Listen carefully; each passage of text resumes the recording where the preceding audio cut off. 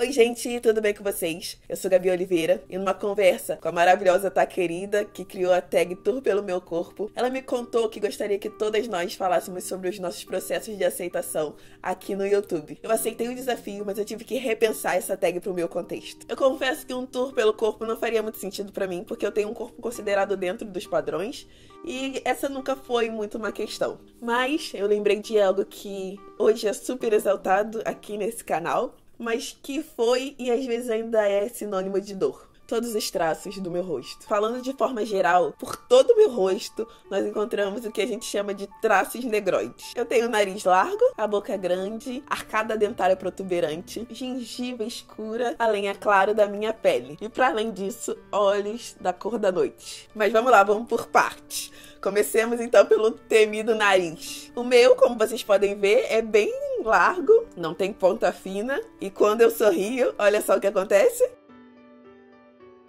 Ele se abre, obviamente. Agora, imagina se eu deixasse de sorrir por causa disso. Ficar tirando foto só? O triste é saber que sim, em algum momento eu já deixei de sorrir por causa dele. Na infância, meu nariz era o meu martírio. Foram horas e horas usando pregador pra ver se eu conseguia afiná-lo. Isso com 6, 7 anos. Esse nariz tão inofensivo, que hoje eu considero que combina tanto com o resto do meu rosto, já foi motivo de muito choro. E foi só na fase adulta que eu percebi que esse não era um problema só meu. Em conversas com pessoas negras de pele clara, a gente vê que o nariz por muitas vezes se torna o traço da dor. Aquele que se pudesse seria apagado, afinado, de qualquer jeito. Já em pessoas de pele escura, o nariz é o que por muitas vezes acrescenta mais um peso. Ele continua sendo um dos principais motivos de doação. Esse nariz tão inofensivo. Agora eu te pergunto, o que te fez acreditar que esse nariz aqui é feio e esse daqui é bonito? Por que é que os dois não podem ser bonitos? Um nariz fofinho desses? Agora vamos para os meus olhos. Eu realmente amo esses olhos. Deixa eu tentar mostrar mais perto pra vocês. Olha só. Eu acho os meus olhos tão vivos. Amo o formato, a cor. Olhos escuros tão pouco valorizados. Porque afinal, quem de nós nunca ouviu? Fulano teve sorte de puxar os olhos verdes do avô. Sorte? Essa não seria só mais uma característica? Bonita, sim, eu acho também. Mas me digam, o que faz olhos claros estarem no topo do que é considerado bonito? Você já se perguntou isso? Ah, um outro detalhe que eu amo dos meus olhos é que eles sorriem. Quer ver só? E falando em sorriso, vamos para a boca. Ressecada, por sinal. Meus lábios são pra frente, bem carnudos e tem duas cores, olha só. O fato da minha arcada dentária ser pra frente, ó, muitas vezes me impediu de tirar fotos de lado. Vocês se identificam com isso? Mas agora, olha só no Instagram.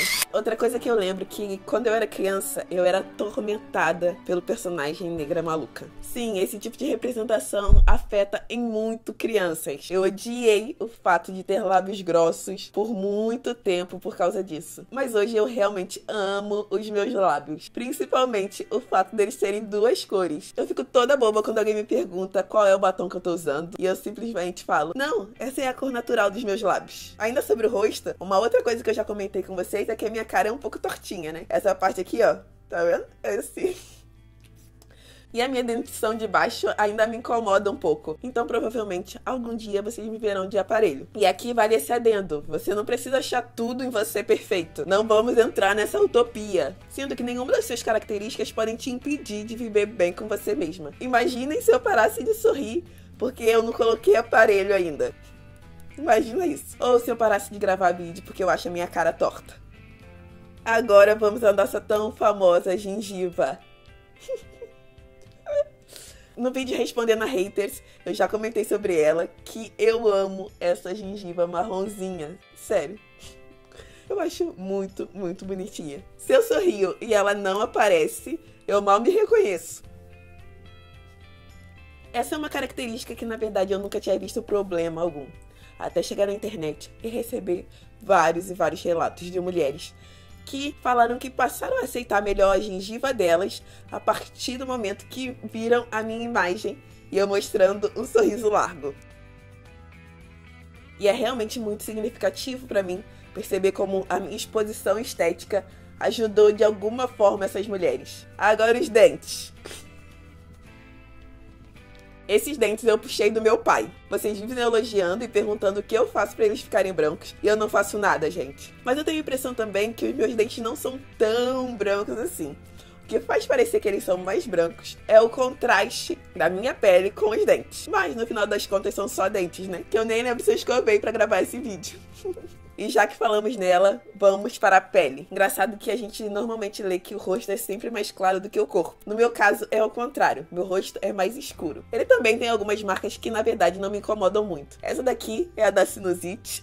Algumas manchas escuras, que são super comuns em pele negra. Mas um detalhe é que eu vivo recebendo mensagens de como eu queria ter a sua pele. Ou como eu queria ser escura igual você. Eu entendo quem comenta essas coisas, porque afinal, uma das características de quem tem mais melanina é uma pele mais lisinha, com menos poros. Até aí tá ótimo. Mas ainda é a pele escura a mais temida. Basta ver uma pele escura na rua pra apertar o passo. Bastou ver a foto de um menino de pele escura pra relacioná-lo ao abandono. É a pele escura que mais atrai o macaca.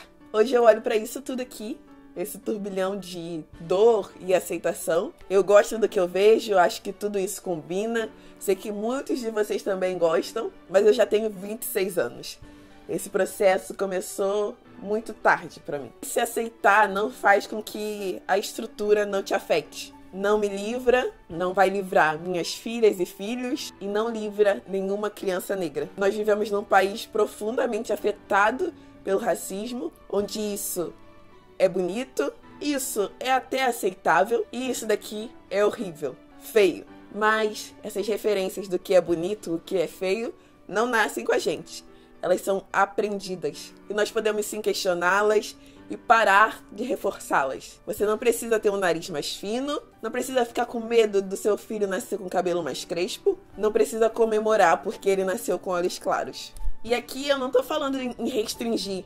Uma coisa não precisa se tornar feia para que outra coisa se torne bonita. Eu tô falando em ampliar o espectro. E nesse momento, um questionamento que surge para mim é: o que nós temos feito para que o racismo estético não se perpetue? Que frases vocês vão tirar ou já tiraram do seu vocabulário? É sempre bom lembrar que somos nós que temos o papel de mudarmos isso. E para quem tem características como as minhas e ainda tá num processo, eu deixo aqui as palavras de Malcolm X. Quem te ensinou a odiar a textura do seu cabelo? Quem te ensinou a odiar a cor da sua pele a tal ponto que você almeja ficar mais branco? Quem te ensinou a odiar a forma do seu nariz e lábios? Quem te ensinou a odiar você mesmo da cabeça aos pés? Quem te ensinou a odiar a sua raça tanto que vocês não querem estar perto um dos outros? É bom você começar a se perguntar quem te ensinou a odiar o que Deus te deu.